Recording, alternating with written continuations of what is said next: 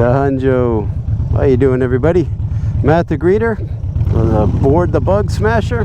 Not bored, never bored aboard the Bug Smasher.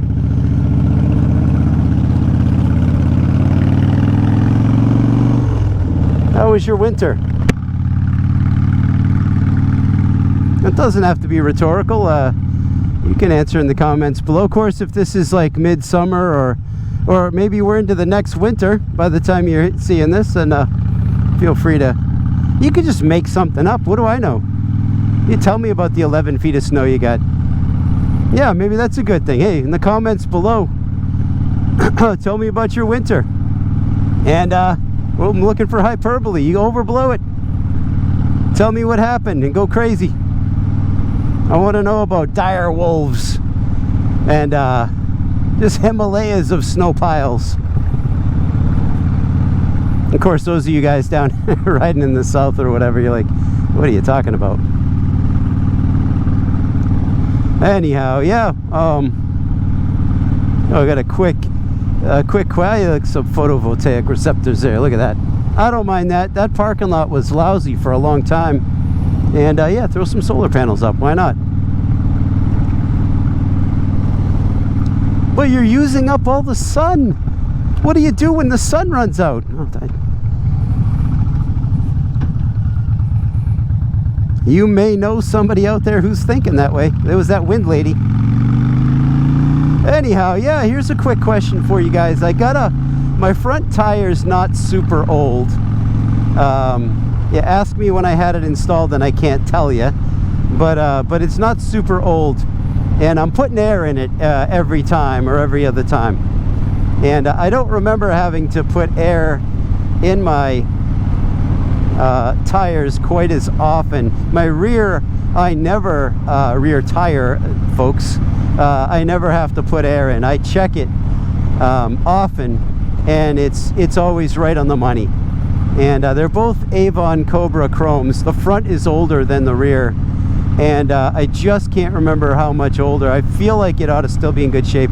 My question is, would you ever consider using something like what's that stuff you like kind of spray into the tire and it like stops the leaks for you know, for a little while in the meantime?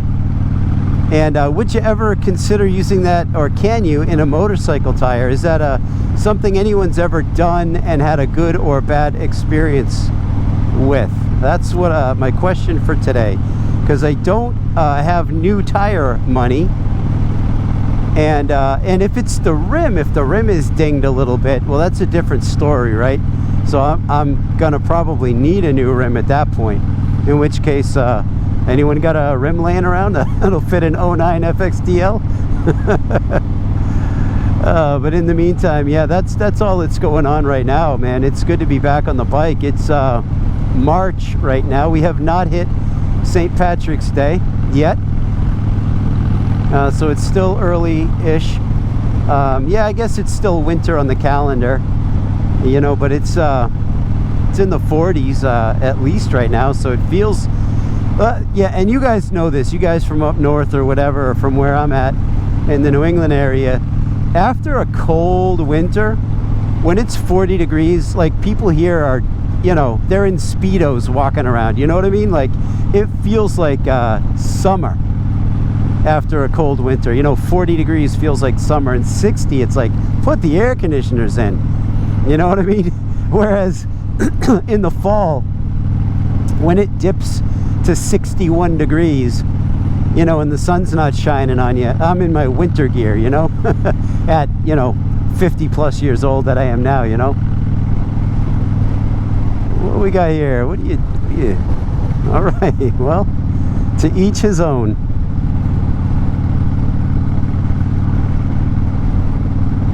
Yeah, sorry, I'm speechless. I don't know, I'm not exactly sure what I just saw there. Anyhow, as of this, yeah, still no word on engine mounts or anything like that. So I am not going to ride much or far. Yeah, especially with the tire that I'm wondering about. But if I get somebody who is willing to work on the Bug Smasher and you know, install front and rear engine mounts, then I will ask them, you know, if they're trustworthy, you know, hey, what do you think about the tire? But in the meantime, guys, what do you think about the tire? And that's pretty much all that's going on here. I'd love to grab a current event and talk about it, but you know what, it really isn't a whole lot to talk about right now.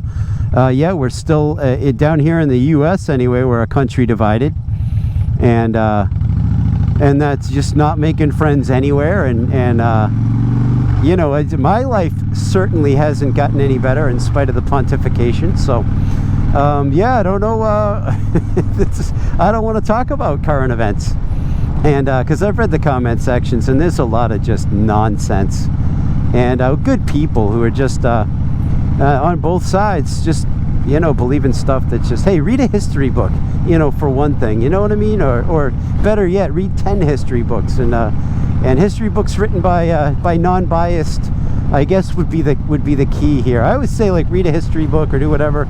They're fascinating. It's about pattern recognition. You know, when you learn history, things aren't as surprising when they roll around. They shouldn't be surprising.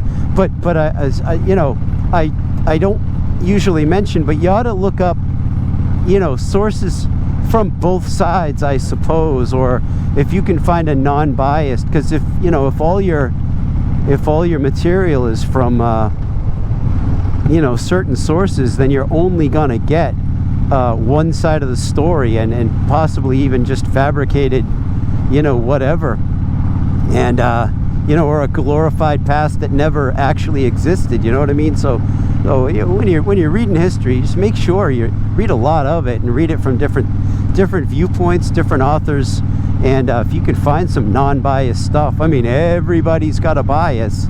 That's why you don't just read one author, you know, or one series or whatever. You got to really mix it up, and you can learn a lot. And so if you're really upset about the way things are going right now, I mean, a history book may not make you feel any better about what's happening right now, or this well, that was not a Freudian slip, but yeah, anyway, sounded like I was about to, anyhow, about the state of your life, your country, wherever that might be. Yeah, read some history books. It won't take the fear out of you necessarily, but it ought to at least prepare you, and you won't be as surprised by certain things, you know, because history is cyclical. Things happen in patterns, and yeah, if you can develop your pattern recognition, it will help you sort of better anticipate responses to certain developments, and also maybe plan ahead in certain areas, you know what I mean? So yeah, it just kind of take my anxiety a little bit, but it does, you know, raises my disappointment level when I see, you know, these long and well-established patterns of things happening, and yet people seem oblivious and just rush headlong into crazy town. I don't know. I don't get it, but that's okay, because I'm on a bike, and maybe you're on a bike too later today or earlier today, and that makes us one, right? That makes us brothers and sisters, man.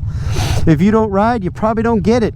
And also, if you don't ride and you're watching this and you're interested in riding, hey guys, there's no better time than right now to sign up, take a class, get that Class M on your license, and just change your life and have a great season. Yeah, so if you need any advice about getting a license, or you know, taking a riding course, ask me, ask any, go look at who I am subscribed to for bikers, go ask those guys, and there you go, change your life, man.